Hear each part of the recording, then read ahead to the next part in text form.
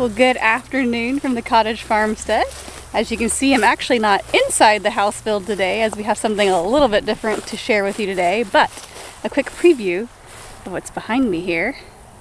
The siding is nearly complete in the house. The siders are working in the back. They have a little bit of soffit to do in the front, and they are almost done with the outside of the house. So that was like pretty much the last thing other than moving some dirt around to getting the outside of the house ready.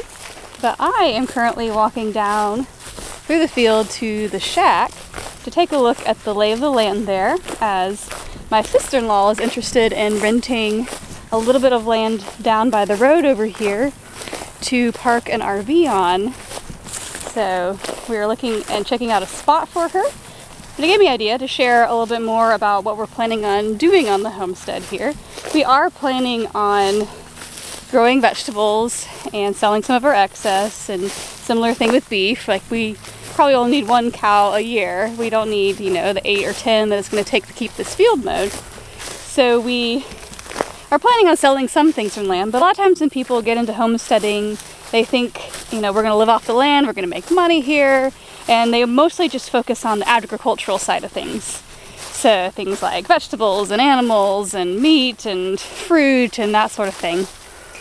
But sometimes there are other ways to make money from a homestead just because you have some beautiful land and scenery. Speaking of scenery, look what I just saw. The deer here are super human friendly for the most part. It looks like a young one. We have quite the herd of them, so I bet you the others are in the woods there. So one of the alternative ways to make money from having land is renting it out.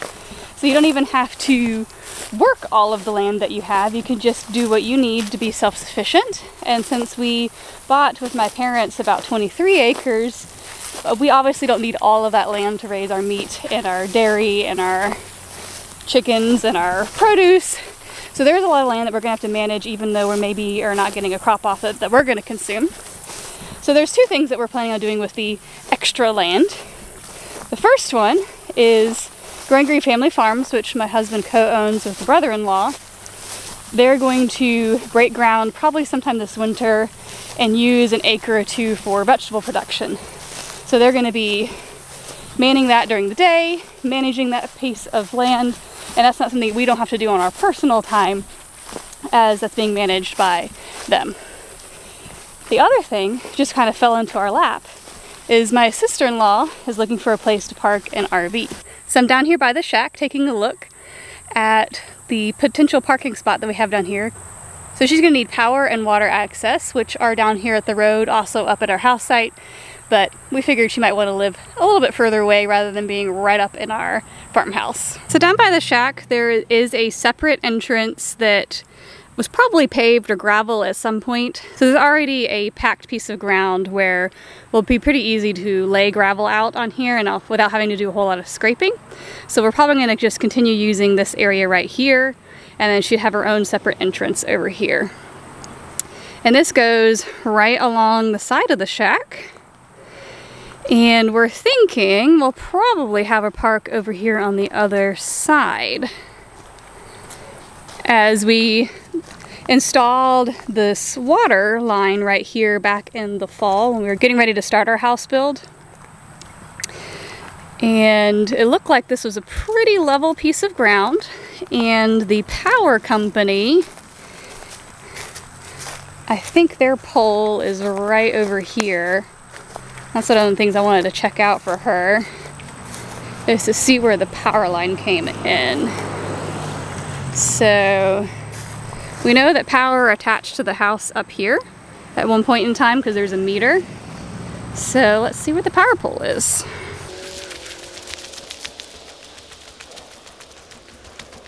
So it's looking like the power poles are way over there at the corner.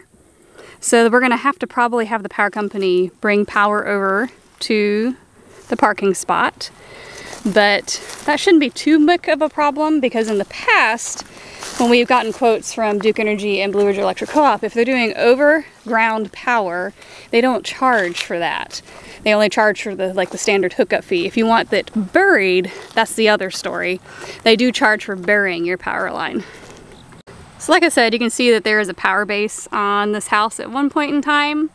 Doesn't really give me a good idea of where the power came from though, but we know that the energy company, either Blue Ridge or Duke, did provide power to the shack at some point in time, which means we should be able to get it over here so that she can have power for her RV. And for those of you that are new with us here, you may not have seen inside of the shack. It's a beautiful late 1800s house with beautiful beadboard. It has an interesting architectural feature is in the center, every single room, there's just 4 rooms, has the exact same angled fireplace in it.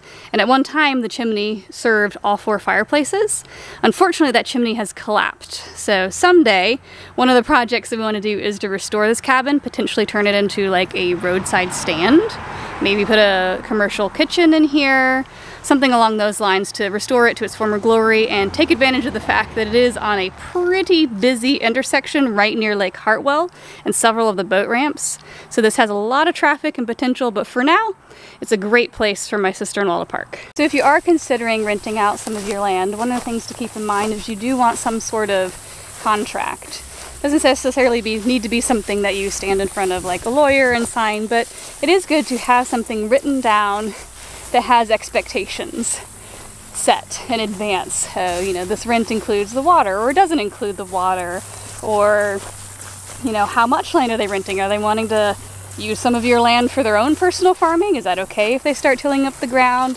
So just having some expectations set up front, having those discussions is very helpful.